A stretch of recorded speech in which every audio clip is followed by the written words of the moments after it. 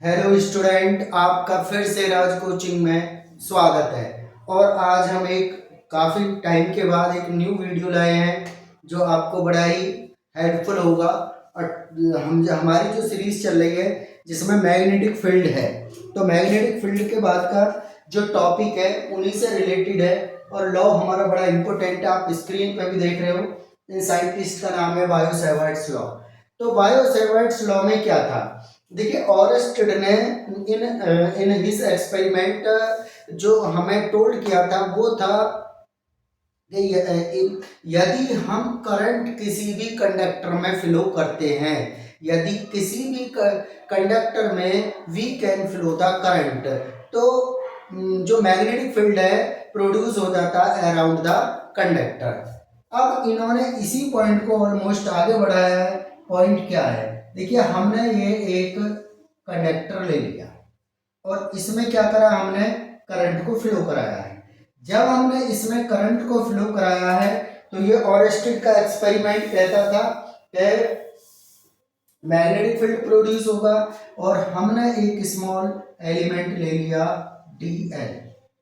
DL से जहां से हमें हमें करंट निकालना है, क्रॉस का मीनिंग हम पहले अपनी वीडियो में बता चुके हैं। तो हमें जो निकालना है मैग्नेटिक फील्ड इस पॉइंट पर निकालना पी पर, तो ये एंगल कोई ना कोई होगा और डिस्टेंस कंसीडर कर ली हमने आर। जब हमारा करंट ऊपर की डायरेक्शन में फ्लो कर रहा होगा बच्चों, तो मैग्नेटिक फील्ड की डायरेक्शन बोर्ड के अंदर की ओर ही होगी। तो यहाँ साइंटिस्ट कहते हैं ये जो प्रोड्यूस मैग्नेटिक फील्ड है डायरेक्टली प्रोपोर्शनल होगा इसके करंट के। बात तो सही है भाई, जितना ज्यादा हम करंट फ्लो करेंगे उतना ज्यादा मैग्नेटिक फील्ड होगा। तो ये हमारी बन जाती है फर्स्ट इक्वेशन। जो प्रोड्यूस मैग्नेटिक फील्ड है वो डीएल के भी क्या होगा, डायरेक्टली प्रोपोर्शनल। भाई जितना ज्यादा हम एरिया सेलेक्ट करेंगे, मतलब डीएल एलिमेंट लेंगे, उतना ही ज्यादा मैग्नेटिक फील्ड बनेगा। और नेक्स्ट होगा हमारा जो साइन थीटा है उसके भी डायरेक्टली प्रोपोर्शनल। और लास्ट जो होगा हमारा डिस्टेंस के स्क्वायर के इनवर्सली प्रोपोर्शनल। तो हमारे पास कितनी इक्वेशंस हो जाती हैं, 4 इक्वेशन। ये हो जाती है हमारे पास 4 equation. When the current flow in a conductor, आप नोटबुक लेकर के बैठे तो आप लिख भी सकते हैं, when flow the current in a conductor, a magnetic field produced around the conductor. Produce magnetic field directly proportional to the current. Directly proportional किसके होगा, करंट के। directly proportional to the small element dl, directly proportional to the sin theta and inversely proportional to the distance square, the point p and the dl component। तो हमने यहां तक ही समझ लिया, आपको मैंने जैसे समझाया है आप उसे नोटबुक पर नोट भी कर सकते हो। तो आइए हम समझते हैं। अब इनका क्या करेंगे, हम कंबाइन करेंगे। इनको क्या करना है, हमें कंबाइन लेंगे। करिए इनको कंबाइन कैसे करेंगे, तो हम इसको D B directly I D L sine theta upon R square. तो कैसे होगा, I D L sine theta upon R square. जो डायरेक्टली प्रोपोर्शनल थे उनको ऊपर रखना है और जो इनवर्सली थे उसको नीचे रख दिया है। अब स्टूडेंट इसको रिमूव करने के लिए हमें कांस्टेंट लेना पड़ेगा और ये हमने ले लिया है यहाँ के। तो I D L sine theta upon R square पर रुकिए, के कांस्टेंट है बट बाई एक्सपेरिमेंट इसकी जगह म्यू नॉट अपॉन 4 पाई पाया जाता है। Permeability of magnetic free space है ये। तो हमारा ये होगा कांस्टेंट।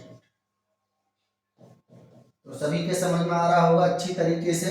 अब जो हम लिख सकते हैं D B equal to mu naught upon 4 pi I D L sine theta upon R square.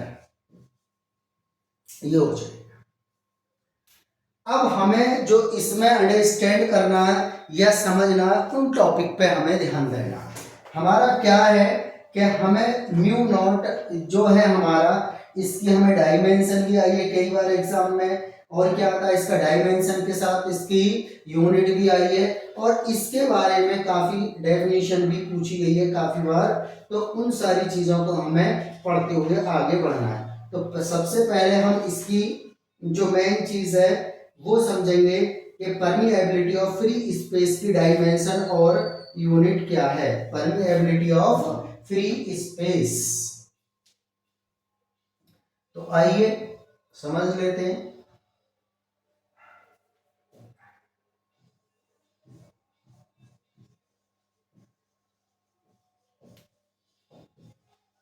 परमीएबिलिटी of free space,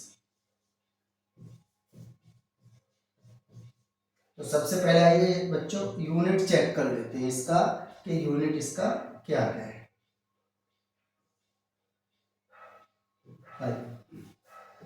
unit of mu not,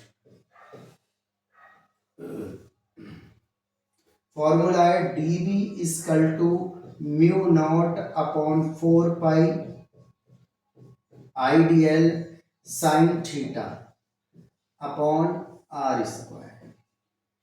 इसका क्या है बच्चों टेस्ला, म्यू नॉट का कैलकुलेट करना, आई का क्या है एम्पियर, और लेंथ का क्या होता है ये वाली जो लेंथ है मीटर, साइन थीटा का कोई एक नहीं, और इसका मीटर स्क्वायर, तो 1 मीटर से 1 मीटर, भाई 4 पाई का नहीं होगा क्योंकि ये तो नंबर है। तो टेस्ला म्यू नॉट, और यहां से क्या आया ampere per metre, cross multiply कर लें तो mu naught multiply ampere equal to tesla metre. अगर मैं म्यू नॉट देखें तो यहाँ आ जाएगा टेस्ला मीटर अपॉन एम्पियर, तो ये उसका होगा एसआई यूनिट। अब इसी से स्टूडेंट हम चाहते हैं कि इसके डायमेंशन, क्योंकि बहुत ज़्यादा पेपर में डायमेंशन को भी पूछा जाता है, तो डायमेंशन भी देख लेते हैं। तो हमारी वीडियो में कंटिन्यू बने रहें, हमारी चैनल पर बने रहोगे तो आपको फ्री ऑफ कॉस्ट कंटेंट मिलता रहेगा।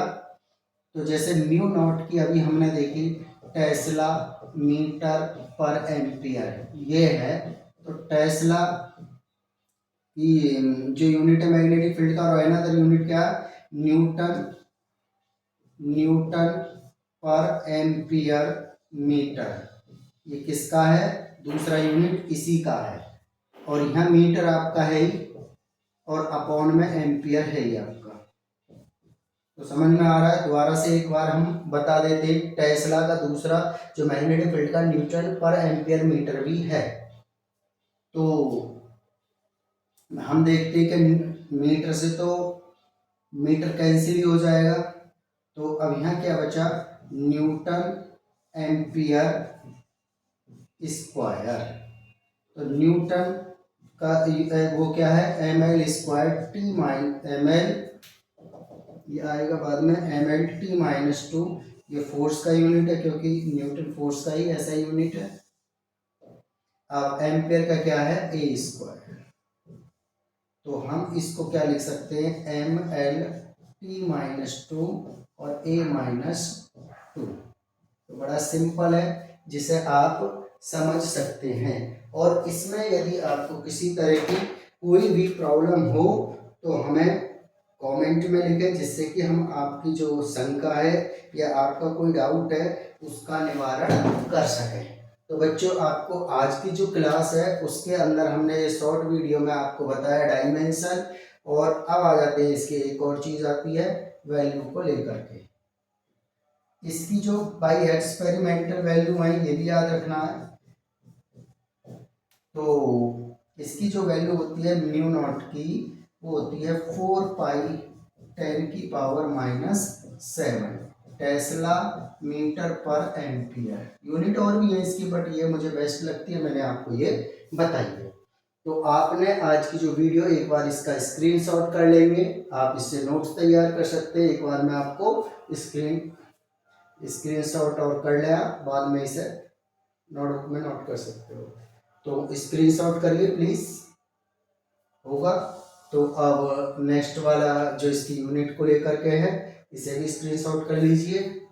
हम हट जाते हैं और लास्ट में आप डायमेंशन का भी स्क्रीनशॉट कर लें, एक साथ कर सकते हो तो आपको क्लियर हो जाएगा। तो आज आपने समझा बायो-सैवर्ट्स लॉ। नेक्स्ट वीडियो में हम इसकी वेक्टर फॉर्म के बारे में डिस्कशन करेंगे। तो हमारी वीडियो के साथ और चैनल के साथ बने रहें। आपका वीडियो देखने के लिए बहुत बहुत धन्यवाद।